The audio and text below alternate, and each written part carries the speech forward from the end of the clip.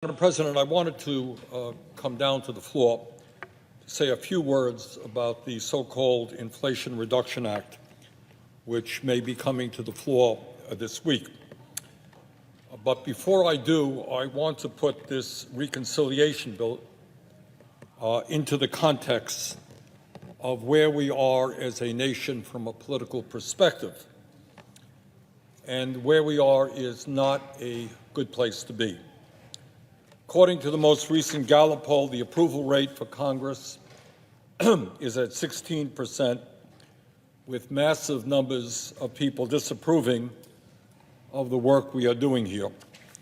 Further, according to a recent University of Chicago poll, a strong majority of Americans believe that the government is, quote, corrupt and rigged against me, end quote. That is how people perceive the government.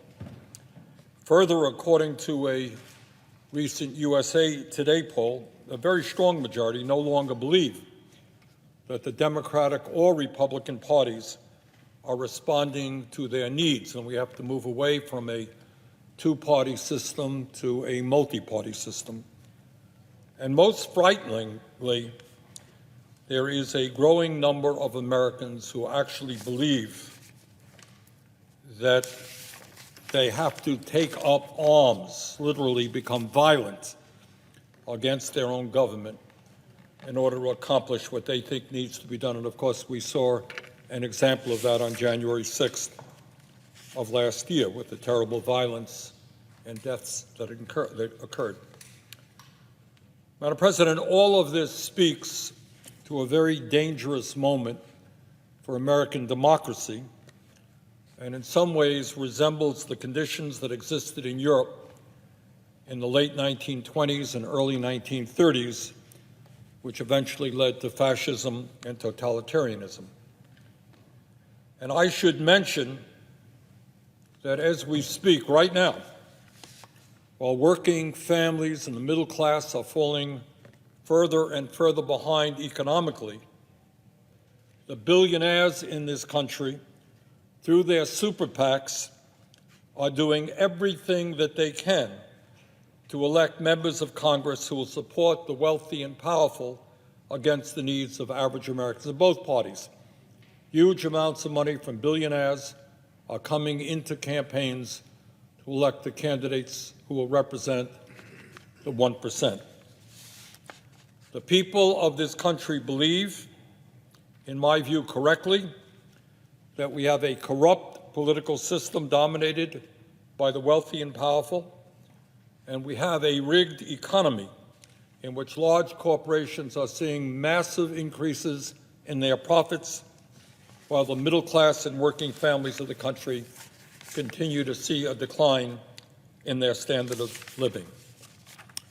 We don't talk about it much here in the Senate or in the corporate media, but at this moment in American history, we have more income and wealth inequality than at any time in the last 100 years. Now, I know we're not allowed to talk about it. It's not fashionable. We might offend some wealthy campaign contributors. But today, obscenely, you got three people who own more wealth than the bottom half of American society.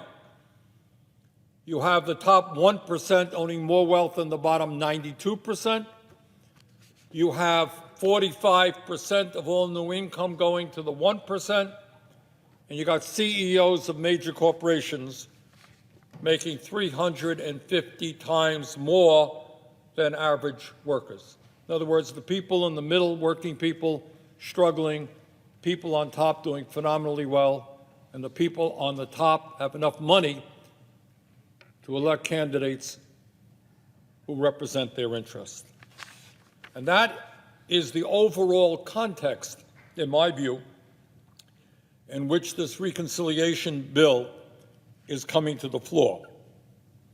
Now, I have heard from some of my colleagues that the Build Back Better legislation passed by the U.S. House of Representatives and supported by some 48 out of 50 members of the Senate Democratic Caucus and by the President of the United States is dead, not going anywhere. Can't get the 50 votes that is needed. Now, I don't know if that is absolutely true or not, but I do know that if it is true, it would be a disaster for the working families of our country who today are desperately trying to survive economically. So let me briefly review what was in the original Build Back Better plan and contrast it with what is in the so-called Inflation Reduction Act. And I should mention that every one of the provisions that I will briefly be discussing has overwhelming support from the American people, according to poll after poll after poll. In other words, that is what the American people want.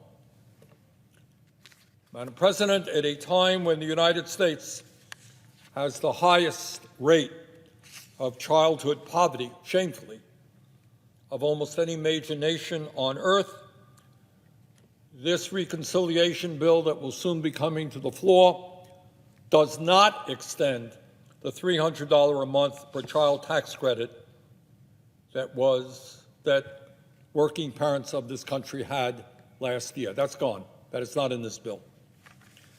If you are a parent today paying $15,000 a year for child care, which is what it costs in Vermont and is about the average cost all over America, $15,000 a year to have a kid in child care, this bill completely ignores that crisis and does absolutely nothing for you.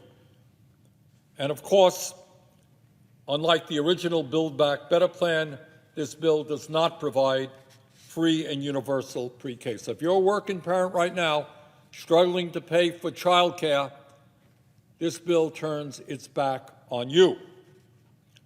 Madam President, at a time when 45 million Americans are struggling to pay student debt, and when hundreds of thousands of bright young people every year are unable to afford to go to college and get a higher education, this bill ignores that reality and does nothing for these young people.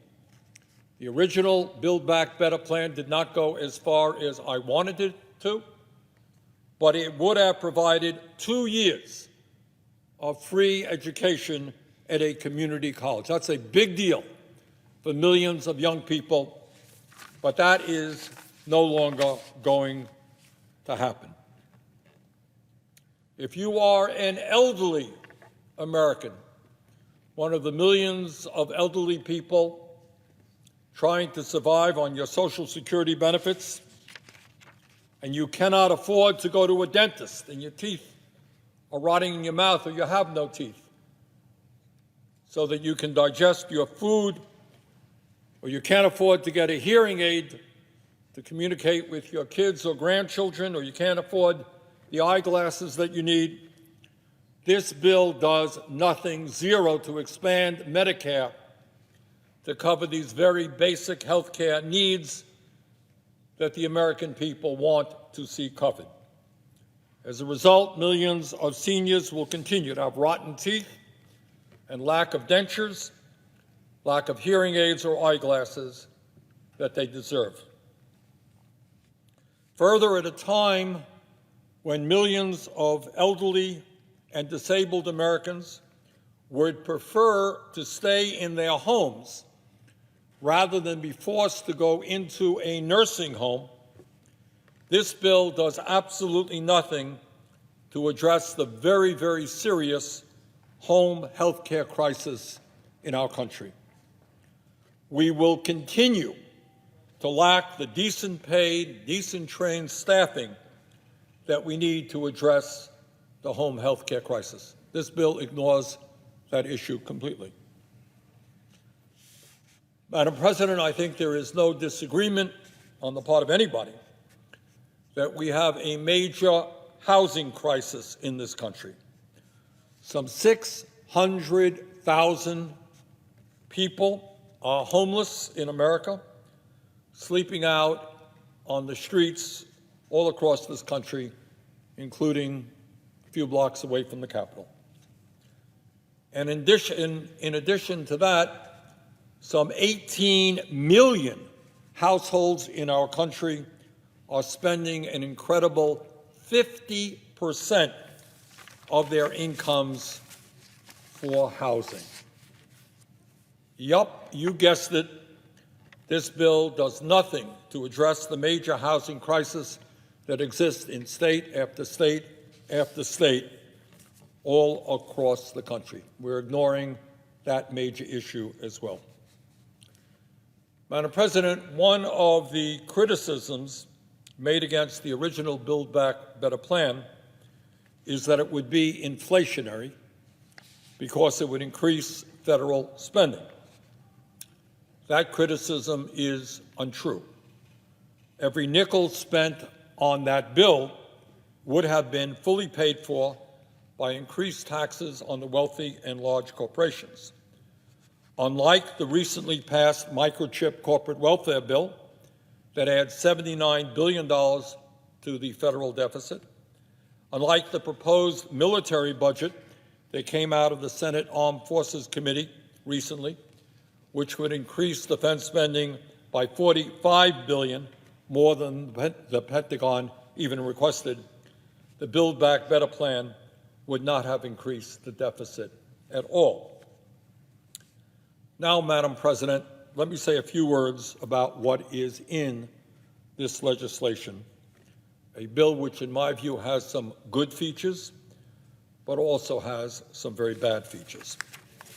One of the issues that it deals with is prescription drugs. And the good news, Madam President, is that the reconciliation bill finally begins to lower the outrageous price of some of the most expensive prescription drugs under Medicare. According to the most recent data, if we do nothing, Medicare will spend about $1.8 trillion over the next decade on prescription drugs, and our nation as a whole will spend $5 trillion. And that is not only outrageous, but it is unsustainable. But, Madam President, here is the bad news. The prescription drug provisions in this bill are extremely weak, and it's hard to deny that. They are extremely complex. They take too long to go into effect, and they go nowhere. They go nowhere near as far as they should to take on the greed of the pharmaceutical industry, whose actions are literally killing Americans. 1 out of 5 Americans today cannot afford the prescription drugs their doctors prescribed, and some of them will die. Under this legislation, Medicare, for the first time in history, would be able to negotiate with the pharmaceutical industry to lower drug prices. And that is the good news. The bad news is that the negotiated prices would not go into effect until 2026, 4 years from now. So you're not going to see any changes over the next 4 years. Further, in 2026, only 10 drugs would be negotiated, with more to come in later years. Moreover, with the possible exception of insulin, this bill does nothing to lower prescription drug prices for anyone who is not on Medicare. Under this bill, at a time when the pharmaceutical companies are making outrageous profits, the drug companies will still be allowed to charge the American people by far the highest prices in the world for prescription drugs. I a couple of years ago, took a trip with some Midwesterners over the border into Canada, where they purchased insulin for 1/10 of the price that was being charged in the United States, because in Canada, like virtually every other country on earth, they negotiate prices with the industry. Madam President, if we are really serious about reducing the price of prescription drugs, something that the American people desperately want us to do, it is no secret as to how we can achieve that goal. For over 30 years, the Veterans Administration, and I'm very proud of the legislation that we just passed a moment ago for the VA, but the VA has been negotiating with the pharmaceutical industry to lower the price of prescription drugs. They've been doing it for 30 years, not a new idea. Moreover, for decades, virtually every other major country on earth has been doing exactly the same thing, which is why the price of prescription drugs in Canada, Mexico, all over Europe is far less expensive than in the United States. The result of where we are today is that Medicare pays twice as much for the exact same prescription drugs as the VA, and Americans in some cases may pay 10 times more for a particular drug as the people of any major country are. So you have the absurd situation of one government agency, the VA, because they have been negotiating drugs seriously, all drugs, for 30 years, pays half of what Medicare is paying today. In other words, if we are going to solve this problem, when it comes to reducing the price of prescription drugs under Medicare, we don't have to reinvent the wheel. We could simply require Medicare to pay no more for prescription drugs than the VA. And Madam President, if we did that, we could literally cut the price of prescription drugs under Medicare in half. We could cut the price in half in a matter of months, not years. In February, I introduced legislation with Senator Klobuchar that would do exactly that. Under that legislation, we could save Medicare $900 billion over the next decade. That is 9 times more savings than the rather weak negotiation provisions in this bill. And by the way, with those enormous savings, we could expand Medicare to provide comprehensive dental, vision, and hearing benefits to every senior in America. It could be used, furthermore, to lower the Medicare eligibility age to at least 60, and it could be used to extend the solvency of Medicare. That's what we could do with those savings that we're not achieving under this proposed bill. What are the other prescription drug provisions in the reconciliation bill? Well, under this legislation, pharmaceutical companies would essentially be prohibited from increasing prescription drug prices above inflation, a peg to the year 2021. Should we be making sure that pharmaceutical companies cannot increase their prices above general inflation? Yes. But let us be clear. This provision would lock in all of the extraordinary price increases the pharmaceutical industry has made in recent years and would do nothing to lower those outrageously high prices. It would control cost in the future, limiting what the industry could charge, but it would not lower prices. Under this legislation, out-of-pocket prescription drug costs for seniors would be capped at $2,000 a year, and that is a good benefit, which will benefit up to 2 million seniors who currently pay over $2,000 a year for prescription drugs, often people who are dealing with cancer and with other very serious illnesses that require expensive drugs. But the $25 billion cost of that provision will not be paid for by the pharmaceutical industry, which is making record-breaking profits. In other words, we're going to cap the price. Guess who's paying for it? You got it. It will be paid for by increased premiums on virtually every senior citizen in America, although there is a provision to smooth out those premium increases. The current reconciliation bill that we are looking at would also provide free vaccines for seniors, the only population for which vaccines are not already free, and this is a good thing. something that we should have done a long time ago. Finally, Madam President, in terms of prescription drugs, it looks like the reconciliation bill will cap co-pays for insulin at $35 a month, which is a good step forward for people with health insurance, but would do nothing to lower the cost of insulin for the 1.6 million diabetics who are currently uninsured and who in fact need our help the most. So, this bill does something in terms of prescription drugs, but nowhere near enough given the crisis that we face. In terms of the Affordable Care Act, Madam President, this legislation will extend subsidies for some 13 million Americans who have private health insurance plans as a result of the Affordable Care Act, and they will be extended over the next 3 years.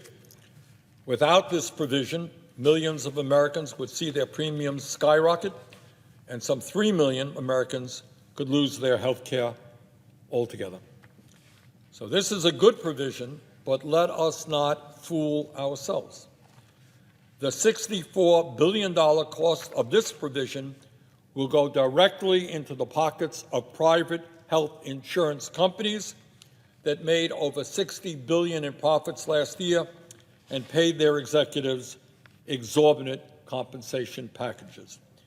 It would also do nothing to help the more than 70 million Americans today who are uninsured or underinsured. And there are estimates out there now that some 60,000 people in our country die every year because they don't get to a doctor when they should, because they're uninsured or underinsured. So this bill does nothing, absolutely nothing, to reform a dysfunctional, broken healthcare system which is based on the greed of the insurance industry. Does nothing to address the fundamental crisis of the United States paying by far the highest prices in the world for health care, while over 70 million of us are uninsured or underinsured. Doesn't even touch that. Now, Madam President, let me say a word about climate change and what this bill does and does not do. This legislation provides $370 billion over the next decade to combat climate change and to invest in so-called energy security programs. The good news is that if this legislation were to be signed into law, it would provide far more funding for energy efficiency and sustainable energy than has ever been invested by the government before. That's the good news. This is, however, substantially lower than the $555 billion in the original Build Back Better plan, which understood that climate change is an existential threat to this planet, and it must be addressed in an extremely bold way if we're going to leave a country and world in which our kids and grandchildren can thrive. But this legislation does provide serious funding for wind, solar, batteries, heat pumps, electric vehicles, energy-efficient appliances, and low-income communities that have borne the brunt of climate change. That is the good news. But, Madam President, the very bad news that very few people in the media or in Congress want to talk about is that this proposed legislation includes a huge giveaway to the fossil fuel industry, both in the reconciliation bill itself and in a side deal that was just made public yesterday. Under this legislation, the fossil fuel industry will receive billions of dollars in new tax breaks and subsidies over the next 10 years, on top of the $15 billion in tax breaks and corporate welfare that they are already receiving. In my view, if we are going to make our planet healthy and habitable for future generations, we cannot provide billions of dollars in new tax breaks to the very same fossil fuel companies that are currently destroying the planet. Think about it. At a time when the scientists all over the world tell us we've got to break our dependence on fossil fuel, this legislation provides billions in new tax breaks to fossil fuel companies. In my view, instead of giving them more tax breaks, we should end all of the massive corporate welfare that the fossil fuel industry already enjoys. Madam President, under this legislation, up to 60 million acres of public waters must be offered up for sale each and every year to the oil and gas industry before the federal government could approve any new offshore wind development. To put that into perspective, 60 million acres is the size of the state of Michigan. That is a lot of territory. Madam President, let me read to you the headline that appeared in a July 29th article in Bloomberg. Quote, Exxon loves what Manchin did for big oil in $370 billion deal, end quote. According to Bloomberg, the CEO of ExxonMobil called the reconciliation bill, quote, a step in the right direction, end of quote, and was, quote, pleased, end quote, with the comprehensive set of solutions included in this proposed legislation. Barron's recently reported that ExxonMobil, Chevron, and Occidental Petroleum are just a few of the fossil fuel companies that could benefit the most under this bill. Now, Madam President, if the CEO of ExxonMobil, a company that has done as much as any entity to destroy this planet, if he is pleased with this bill, then I think all of us should have some very deep concerns about what is in this legislation. Further, under this bill, up to 2 million acres of public lands must be offered up for sale each and every year to the oil and gas industry before leases can move forward for any renewable energy development on public lands. In total, this bill would offer the fossil fuel industry up to 700 million acres of public lands and waters going to oil and gas drilling over the next decade, far more than the oil and gas industry could possibly use. And, Madam President, that is not all. The fossil fuel industry will not just benefit from the provisions in the reconciliation bill. A deal has also been reached to make it easier for the fossil fuel industry to receive permits for their oil and gas projects. This deal would approve the $6.6 billion Mountain Valley Pipeline, a fracked gas pipeline that would span 303 miles from West Virginia to Virginia and potentially on to North Carolina. This is a pipeline that would generate emissions equivalent to that released by 37 coal plants or by over 27 million cars each and every year. Seems to be a very strange way to combat climate change. Madam President, let me quote a statement from 350.org, one of the leading environmental groups in the country, on this subject. And they say, and I quote, this latest bill has a few good pieces: lengthening the tax credits for green energy projects from 2 to 10 years to ensure steady growth in the wind and solar industry, providing incentives for consumers to buy electric vehicles, and installing heat pumps to make green energy use more widespread. However, the amount of giveaways to the fossil fuel industry is so wide in scope that it turns all of the gains in addressing the climate crisis into a moot point, end quote, 350.org.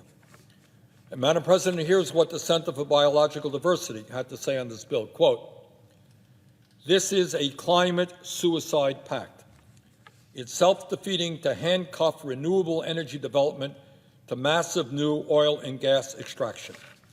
The new leasing required in this bill will fan the flames of the climate disasters torching our country, and it's a slap in the face to the communities fighting to protect themselves from filthy fossil fuels, end of quote. That's the Center for Biological Diversity. Madam President, in my view, we have got to do everything possible to take on the greed of the fossil fuel industry, not give billions of dollars in corporate welfare to an industry whose emissions are causing massive damage today and will only make the situation worse in the future. Madam President, in the reconciliation bill, there is a provision regarding tax reform. Let me say a word on that.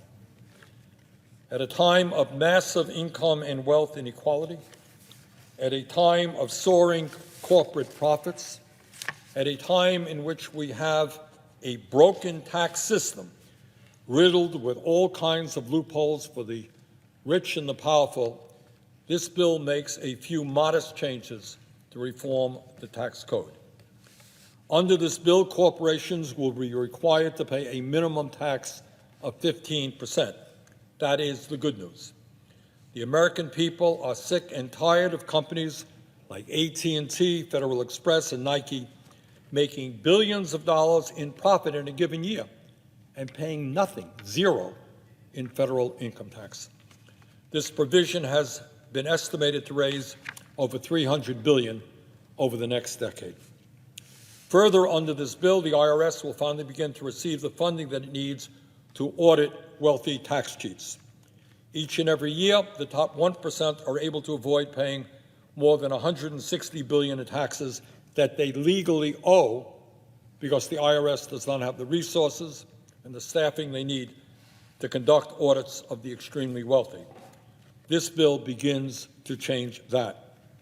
This bill would also make a very modest change to the so-called carried interest loophole that has allowed billionaire hedge fund managers on Wall Street to pay a lower tax rate than a nurse, teacher, or firefighter.